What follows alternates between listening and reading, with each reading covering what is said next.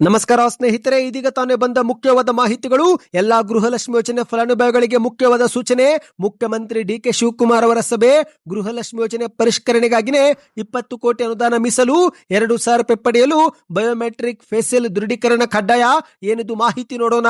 ಮತ್ತೊಂದೆಡೆಯಲ್ಲಿ ಬೆಂಗಳೂರಲ್ಲಿ ಉದ್ಘಾಟನೆ ಮುನ್ನವೇ 18 ಮಹಡಿಗಳ ಅಪಾರ್ಟ್ಮೆಂಟ್ ನೆಲಸಮ ಮಾಡಲು ನಿರ್ಧಾರ. ಯಾಕೆ ಏನಾಯಿತು ಎಂಬುದನ್ನು ಕೂಡ ವಿಡಿಯೋದಲ್ಲಿ ನೋಡೋಣ ಸ್ನೇಹಿತರೆ.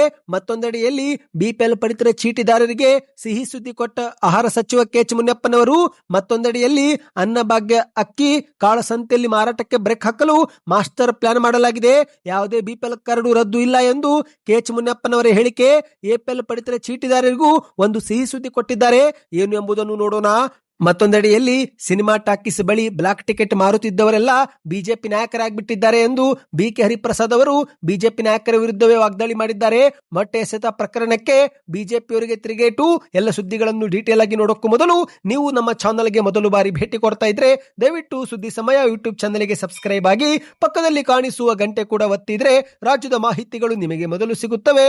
ವಿಡಿಯೋಗೆ ಲೈಕ್ ಮಾಡ್ತಾ ವಿಡಿಯೋನ ಪೂರ್ತಿಯಾಗಿ ನೋಡಿ. ಬನ್ನಿ ಸ್ನೇಹಿತರೆ, ಎಲ್ಲ ಮಾಹಿತಿಗಳನ್ನು ಡೀಟೇಲ್ ಆಗಿ ನೋಡೋಣ.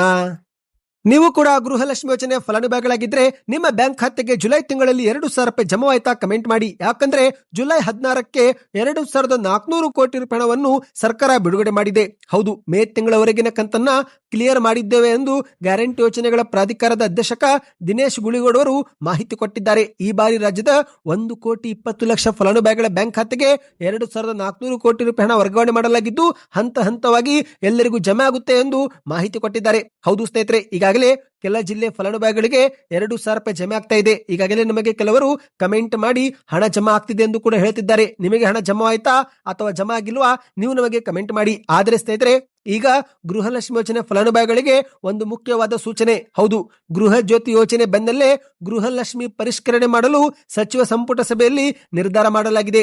ಗೃಹಲಕ್ಷ್ಮಿ ಯೋಜನೆಯಡಿಯಲ್ಲಿ ಮಾಸಿಕ 2,000 ರೂಪಾಯಿ ಸಹಾಯಧನ ಪಡೆದುಕೊಳ್ಳುತ್ತಿರುವ ರಾಜ್ಯದ ಲಕ್ಷಾಂತರ ಮಹಿಳಾ ಫಲಾನುಭವಿಗಳು ಶೀಘ್ರವೇ ಬಯೋಮೆಟ್ರಿಕ್ ಅಥವಾ ಫೇಸಿಯಲ್ ಅಥೆಂಟಿಕೇಶನ್ ಅಂದ್ರೆ ಮುಖ ಚೆಹರೆ ದೃಢೀಕರಣ ಪ್ರಕ್ರಿಯೆಗೆ ಒಳಗಾಗುವುದು ಕಡ್ಡಾಯ ಎಂದು ಸಭೆಯಲ್ಲಿ ತೀರ್ಮಾನ ಮಾಡಲಾಗಿದೆ. ಹೌದು ಗೆಳೆಯರೆ, ಡಿ.ಕೆ. ಶಿವಕುಮಾರ್ ಅವರ ನೇತೃತ್ವದಲ್ಲೇ ಈ ಒಂದು ಸಭೆ ನಡೆದಿದ್ದು ಸಭೆಯಲ್ಲಿ ಡಿ.ಕೆ. ಶಿವಕುಮಾರ್ ಅವರು ಒಂದು ಗೃಹಲಕ್ಷ್ಮಿ ಯೋಜನೆ ಪರಿಷ್ಕರಣೆ ಬಗ್ಗೆ ಮಾಹಿತಿ ಕೊಟ್ಟಿದ್ದಾರೆ. ಹೌದು, ಈ ಒಂದು ಫೇಸಿಯಲ್ ಅಥೆಂಟಿಕೇಶನ್ ಅಥವಾ ಬಯೋಮೆಟ್ರಿಕ್ ತಂತ್ರಜ್ಞಾನದ ಮೂಲಕ ಫಲಾನುಭವಿಗಳ ಮಾಹಿತಿಯನ್ನ ನಾವು ಪಡೆದುಕೊಳ್ಳುತ್ತೇವೆ. ಸರ್ಕಾರದ 2,000 ರೂಪಾಯಿ ನೆರವು ಕೇವಲ ನಿಜ ಮತ್ತು ಅರ್ಹ ಫಲಾನುಭವಿಗಳಿಗೆ ಮಾತ್ರ ತಲುಪುವುದು ನಮ್ಮ ಸರ್ಕಾರದ ಮುಖ್ಯ ಉದ್ದೇಶ. ಈ ಒಂದು ಗೃಹಲಕ್ಷ್ಮಿ ಯೋಜನೆ ಪರಿಷ್ಕರಣೆ ಮಾಡೋದಕ್ಕೆ 20 ಕೋಟಿ ರೂಪಾಯಿ ನಮ್ಮ ಸರ್ಕಾರ ಅನುದಾನ ಮೀಸಲಿಟ್ಟಿದೆ ಎಂದು ಡಿ.ಕೆ. ಶಿವಕುಮಾರ್ ಅವರು ಹೇಳಿದ್ದಾರೆ. ಹೌದು ಗೆಳೆಯರೆ, ರಾಜ್ಯಾದ್ಯಂತ ಗೃಹಲಕ್ಷ್ಮಿ ಯೋಜನೆ ಫಲಾನುಭವಿಗಳ ಮರುಪರಿಶೀಲನೆಗಾಗಿ 20 ಕೋಟಿ ಅನುದಾನ ಮೀಸಲಿಡಲಾಗಿದೆ. ಈ ಒಂದು ಅನುದಾನದಲ್ಲಿ ಬಯೋಮೆಟ್ರಿಕ್ ವ್ಯವಸ್ಥೆ, ಫಾರ್ಮ್ಗಳ ಭರ್ತಿ, ಸಿಬ್ಬಂದಿಗಳ ಕೆಲಸಕ್ಕೆ ಸಂಬಳ ಸೇರಿದಂತೆ ಎಲ್ಲವನ್ನು ಕೂಡ ಅನುದಾನದಲ್ಲಿ ಕೊಡಲಾಗುವುದು ಎಂದು ಡಿ.ಕೆ. ಶಿವಕುಮಾರ್ ಅವರು ಹೇಳಿದ್ದಾರೆ. ನಿಮ್ಮ ಬ್ಯಾಂಕ್ ಖಾತೆಗೆ 2,000 ರೂಪಾಯಿ ಜಮೆ ಆಗ್ತಾ ಇದೆಯಾ? ದಯವಿಟ್ಟು ಕಮೆಂಟ್ ಮಾಡಿ. ಬನ್ನಿ ಗೆಳೆಯರೆ, ಮತ್ತೊಂದು ಮಾಹಿತಿಗೆ ಹೋಗೋಣ. ರಾಜಧಾನಿ ಬೆಂಗಳೂರಲ್ಲಿ ಉದ್ಘಾಟನಾ ಮುನ್ನವೇ 18 ಮಹಡಿಗಳ ಅಪಾರ್ಟ್ಮೆಂಟ್ ನೆಲಸಮ ಮಾಡಲು ನಿರ್ಧಾರ ತೆಗೆದುಕೊಳ್ಳಲಾಗಿದೆ. ಹೌದು, ಬೆಂಗಳೂರಿನ ಹೊಸೂರು ರಸ್ತೆಯಲ್ಲಿರುವ ಕೊಡ್ಲು ಗೇಟ್ ಬಳಿಯ 18 ಮಹಡಿಗಳ ಬೃಹತ್ ಅಪಾರ್ಟ್ಮೆಂಟ್ ಒಂದು ಕಡೆಗೆ ವಾಲಿದ್ದು ಹಾಗಾಗಿ ಸ್ಥಳೀಯರು ಆತಂಕಕ್ಕೆ ಒಳಗಾಗುತ್ತಿದ್ದಂತೆ ಈಗ ಅದನ್ನ ಮುಂಜಾಗೃತಾ ಕ್ರಮವಾಗಿ ನೆಲಸಮ ಮಾಡಲು ನಿರ್ಧಾರ ಮಾಡಲಾಗಿದೆ. ಹೌದು ಸ್ನೇಹಿತರೆ, ಇತ್ತೀಚೆಗಷ್ಟೇ ಗ್ರೇಟರ್ ಬೆಂಗಳೂರು ಪ್ರಾಧಿಕಾರದಿಂದ ವಾಸಯೋಗ್ಯ ಪ್ರಮಾಣ ಪತ್ರ ಪಡೆದುಕೊಂಡಂತ ಕೇವಲ 3 ತಿಂಗಳ ಅವಧಿಯಲ್ಲಿ ಈಗ 18 ಮಹಡಿಗಳ ಒಂದು ಬೃಹತ್ ಅಪಾರ್ಟ್ಮೆಂಟ್ ಒಂದು ಕಡೆಗೆ ವಾಲಿದೆ. ಇದರಿಂದ ಸ್ಥಳೀಯರು ಆತಂಕಕ್ಕೊಳಗಾಗಿದ್ದು ನೆಲಸಮ ಮಾಡಲು ಬಿಲ್ಡರ್ಗಳು ನಿರ್ಧಾರ ಮಾಡಿದ್ದಾರೆ. ಹೌದು, SNN ರಾಜ್ ಎಟರ್ನಿಯಾ ಕಾಂಪ್ಲೆಕ್ಸ್ ಎಂಬ ಹೆಸರಿನ ಅಪಾರ್ಟ್ಮೆಂಟ್ ಇದಾಗಿದ್ದು ಖರೀದಿದಾರರು ತಮ್ಮ ಕನಸಿನ ಮನೆಗಳಿಗೆ ಗೃಹ ಪ್ರವೇಶ ಮಾಡೋ ಮುನ್ನವೇ ಕಟ್ಟಡ ಒಂದು ಬದಿಗೆ ವಾಲಿರುವುದು ಬೆಳಕಿಗೆ ಬಂದಿದೆ. ಇದೇ ಒಂದು ಹಿನ್ನೆಲೆಯಲ್ಲಿ ಒಂದು ಮಹತ್ವದ ನಿರ್ಧಾರ ಕೈ ತೆಗೆದುಕೊಳ್ಳಲಾಗಿದೆ. ಹೌದು, ಈ ಒಂದು ಅಪಾರ್ಟ್ಮೆಂಟ್ ನಿರ್ಮಾಣಕ್ಕಾಗಿನೇ 4 ವರ್ಷಗಳ ಸಮಯ ತೆಗೆದುಕೊಳ್ಳಲಾಗಿತ್ತು. ಆದರೆ ಏಕಾಏಕಿ ಒಂದು ಅಪಾರ್ಟ್ಮೆಂಟ್ ಒಂದು ಬದಿಗೆ ವಾಲಿದ್ದಕ್ಕೆ ಈಗ ಜನರು ಆತಂಕಕ್ಕೊಳಗಾಗಿದ್ದಾರೆ. ಹೌದು ಗೆಳೆಯರೆ, 18 ಮಹಡಿಗಳ ಬೃಹತ್ ಅಪಾರ್ಟ್ಮೆಂಟ್ ನಲ್ಲಿ ಒಟ್ಟು 49 ವಾಸ ಮಾಡುವ ಮನೆಗಳಿವೆ. ಇಂತಹ ಅಪಾರ್ಟ್ಮೆಂಟ್ ಒಟ್ಟು 15ಗಳಿದ್ದು ಅದರಲ್ಲಿ ಒಂದು ಟವರ್ ಈಗ ಒಂದು ಬದಿಗೆ ವಾಲಿರುವುದು ಬೆಳಕಿಗೆ ಬಂದಿದೆ. ಬಿಲ್ಡರ್ಗಳು ಈ ಒಂದು ಟವರ್ ಅನ್ನು ಮುಂದಿನ 6 ತಿಂಗಳ ಹಂತಗಳಲ್ಲಿ ಕೆಡವಿ ಮುಂಬರುವ 2 ವರ್ಷಗಳಲ್ಲಿ ಮತ್ತೊಮ್ಮೆ ಹೊಸದಾಗಿ ನಿರ್ಮಿಸಿಕೊಡುವುದಾಗಿ ಭರವಸೆ ಕೊಟ್ಟಿದ್ದಾರೆ. ಈ ಬಗ್ಗೆ ನಿಮ್ಮ ಅನಿಸಿಕೆಯನ್ನು ಕಮೆಂಟ್ ಮಾಡಿ ಸ್ನೇಹಿತರೆ. ಬನ್ನಿ ಮತ್ತೊಂದು ಮಾಹಿತಿಗೆ ಹೋಗೋಣ. ಅನ್ನಭಾಗ್ಯ ಅಕ್ಕಿ ಕಾಳಸಂತೆಯಲ್ಲಿ ಮಾರಾಟಕ್ಕೆ ಬ್ರೇಕ್ ಹಾಕಲು ರಾಜ್ಯ ಸರ್ಕಾರ ಮಾಸ್ಟರ್ ಪ್ಲಾನ್ ಮಾಡಿದೆ. ಹೌದು, ಪಡಿತರ ವಿತರಣೆಯಲ್ಲಿ ಅಕ್ರಮ ಆಗದಂತೆ ತಡೆಯಲು ಈಗ ಪಡಿತರ ಗೋದಾಮುಗಳಿಗೆ ಸಿಸಿಟಿವಿ ಕ್ಯಾಮೆರಾ ಜೊತೆಗೆ ಪಡಿತರ ವಾಹನಗಳಿಗೂ ಜಿಪಿಎಸ್ ಅಳವಡಿಕೆ ಮಾಡುತ್ತೇವೆ ಎಂದು ಆಹಾರ ಸಚಿವ ಕೆಎಚ್ ಮುನಿಯಪ್ಪನವರು ಬೆಂಗಳೂರಲ್ಲಿ ಮಾಹಿತಿ ಕೊಟ್ಟಿದ್ದಾರೆ. ಅಷ್ಟು ಮಾತ್ರವಲ್ಲ, ಶೀಘ್ರವೇ ಕಮಾಂಡ್ ಕಂಟ್ರೋಲ್ ರೂಮ್ ಕೂಡ ಆರಂಭ ಮಾಡುವುದಾಗಿ ಹೇಳಿಕೆ ಕೊಟ್ಟಿದ್ದಾರೆ. ಹೌದು ಗೆಳೆಯರೆ, ಮಾಧ್ಯಮಗಳ ಮುಂದೆ ಮಾತನಾಡಿದ ಇವರು ಪಡಿತರ ವಿತರಣೆಯಲ್ಲಿ ಕಾಳಸಂತೆಯಲ್ಲಿ ಮಾರಾಟವಾಗುತ್ತಿರುವುದನ್ನು ತಡೆಯಲು ನಮ್ಮ ಸರ್ಕಾರ ಕ್ರಮ ವಹಿಸಲಿದೆ. ಎಲ್ಲಾ ಗೋದಾಮುಗಳಿಗೆ ಸಿಸಿ ಕ್ಯಾಮೆರಾ ಹಾಕುತ್ತೇವೆ. ಪಡಿತರ ವಾಹನಗಳಿಗೂ ಜಿಪಿಎಸ್ ಟ್ರ್ಯಾಕರ್ ಹಾಕಿ ಅವುಗಳನ್ನು ನಿಗಾ ವಹಿಸಲು ಒಂದು ಕಮಾಂಡ್ ಕಂಟ್ರೋಲ್ ರೂಮ್ ಕೂಡ ಕೇಂದ್ರ ಕಚೇರಿಯಲ್ಲಿ ನಿರ್ಮಿಸುತ್ತೇವೆ ಎಂದು ಮಾಹಿತಿ ಕೊಟ್ಟಿದ್ದಾರೆ. ಇಂದು ರಾಜ್ಯದಲ್ಲಿ ಅನ್ನಭಾಗ್ಯ ಅಕ್ಕಿ ಯೋಜನೆ ಮೂಲಕ ಸುಮಾರು 4,42,00,000 ಫಲಾನುಭವಿಗಳಿಗೆ ತಲಾ 10 ಕೆಜಿ ಅಕ್ಕಿ ವಿತರಣೆ ಮಾಡುತ್ತಿದ್ದೇವೆ. ಈ ಮೂಲಕ ನಮ್ಮ ಸರ್ಕಾರ ರಾಜ್ಯವನ್ನು ಹಸಿವು ಮುಕ್ತ ಕರ್ನಾಟಕ ಮಾಡಿದೆ. ಅನ್ನಭಾಗ್ಯ ಯೋಜನೆಯು ಗ್ಯಾರಂಟಿ ಯೋಜನೆಗಳಲ್ಲಿ ಪ್ರಮುಖವಾಗಿದ್ದು ಯಾರೂ ಕೂಡ ಹಸಿವಿನಿಂದ ಮಲಗಬಾರದು ಎಂಬ ಉದ್ದೇಶಕ್ಕೆ ನಮ್ಮ ಸರ್ಕಾರ ಆಹಾರ ಭದ್ರತಾ ಕಾಯ್ದೆಯಡಿಯಲ್ಲಿ ಈ ಒಂದು ಯೋಜನೆ ಅನುಷ್ಠಾನ ಮಾಡಿದೆ ಎಂದು ಮಾಹಿತಿ ಕೊಟ್ಟಿದ್ದಾರೆ. ನಮ್ಮ ಸರ್ಕಾರ ನುಡಿದಂತೆ ನಡೆಯುತ್ತಿದ್ದು ಪ್ರತಿ ಫಲಾನುಭವಿಗಳಿಗೆ 10 ಕೆಜಿ ಪಡಿತರ ಧಾನ್ಯ ವಿತರಣೆ ಮಾಡುತ್ತಿದ್ದೇವೆ. ಈ ಮೂಲಕ ನಮ್ಮ ಸರ್ಕಾರ ಸಾಕಷ್ಟು ಜನರ ಬದುಕಿಗೆ ಆಸರೆಯಾಗಿದೆ ಎಂದು ಮಾಹಿತಿ ಕೊಟ್ಟಿದ್ದಾರೆ. ಅಂದಹಾಗೆ ಸ್ನೇಹಿತರೆ, ಇದೇ ನಡುವೆ ಇಂದಿರಾ ಕಿಟ್ ಬಗ್ಗೆಯೂ ಕೂಡ ಒಂದು ಗುಡ್ ನ್ಯೂಸ್ ಕೊಟ್ಟಿದ್ದಾರೆ. ಹೌದು, ಇಂದಿರಾ ಕಿಟ್ ನೀಡಲು ಟೆಂಡರ್ ಪ್ರಕ್ರಿಯೆ ನಡೆದಿದ್ದು ಈಗ ಅದು ಅಂತಿಮ ಹಂತದಲ್ಲಿದೆ. ಮುಂದಿನ 2 ತಿಂಗಳಲ್ಲಿ ಕಿಟ್ ವಿತರಣೆಯೂ ಕೂಡ ಮಾಡುತ್ತೇವೆ ಎಂದಿದ್ದಾರೆ. ಬಹಳ ದೊಡ್ಡ ಮಟ್ಟದ ಯೋಜನೆ ಆಗಿರುವುದರಿಂದ ಸುಮಾರು 6,000 ಕೋಟಿ ರೂಪಾಯಿ ಇದಕ್ಕೆ ವೆಚ್ಚವಾಗಲಿದ್ದು, ಹಾಗಾಗಿನೇ ಸ್ವಲ್ಪ ವಿಳಂಬವಾಗುತ್ತಿದೆ.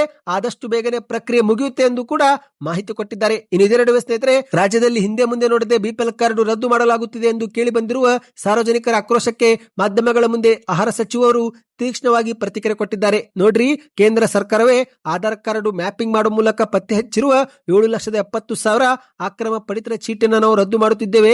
ಹಿಂದೆ ಮುಂದೆ ನೋಡದೆ ಬಿಪಿಎಲ್ ಕಾರ್ಡ್ ರದ್ದು ಮಾಡುತ್ತಿಲ್ಲ. ಯಾರು ಆದಾಯ ತೆರಿಗೆ ಕಟ್ಟುತ್ತಿದ್ದಾರೋ, ಸರ್ಕಾರಿ ನೌಕರರಾಗಿದ್ದಾರೋ ಅಂತವರ ಬಿಪಿಎಲ್ ಕಾರ್ಡ್ ರದ್ದು ಮಾಡುತ್ತಿದ್ದೇವೆ.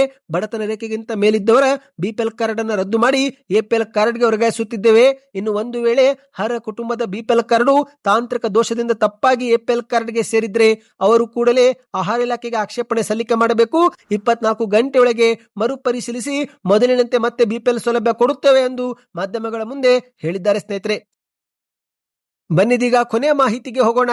ಬಿಜೆಪಿಯ ಶಾಸಕ ಬಿಪಿ ಹರೀಶ್ ಅವರ ಮೇಲೆ ಮೊಟ್ಟೆ ಎಸೆತ ಪ್ರಕರಣಕ್ಕೆ ಸಂಬಂಧಪಟ್ಟಂತೆ ಬೆಂಗಳೂರಲ್ಲಿ ಕೆಪಿಸಿಸಿ ಅಧ್ಯಕ್ಷ ಬಿಕೆ ಹರಿಪ್ರಸಾದ್ ಅವರು ಬಿಜೆಪಿಯವರ ವಿರುದ್ಧವೇ ವಾಗ್ದಾಳಿ ಮಾಡಿದ್ದಾರೆ.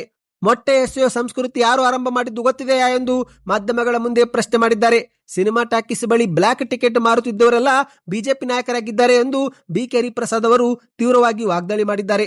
ಮೊಟ್ಟೆ ಚಪ್ಪಲಿ ಎಸೆಯುವುದು ಯಾರು ಆರಂಭಿಸಿದ್ದು ಗೊತ್ತಾ? ಮಡಿಕೇರಿಯಲ್ಲಿ ಸಿದ್ದರಾಮಯ್ಯನವರ ಮೇಲೆ ಮೊಟ್ಟೆ ಎಸೆದವರು ಯಾರು ಗೊತ್ತಾ? ನಾಡಿನ ಜನಪ್ರಿಯ ಸಿಎಂ ಅವರ ಮೇಲೆನೆ ಮೊಟ್ಟೆ ಎಸೆದು ಬಿಟ್ಟರು ಎಂದು ಮಾಧ್ಯಮಗಳ ಮುಂದೆ ಬಿಕೆ ಹರಿಪ್ರಸಾದ್ ಅವರು ಹೇಳಿಕೆ ಕೊಟ್ಟಿದ್ದಾರೆ.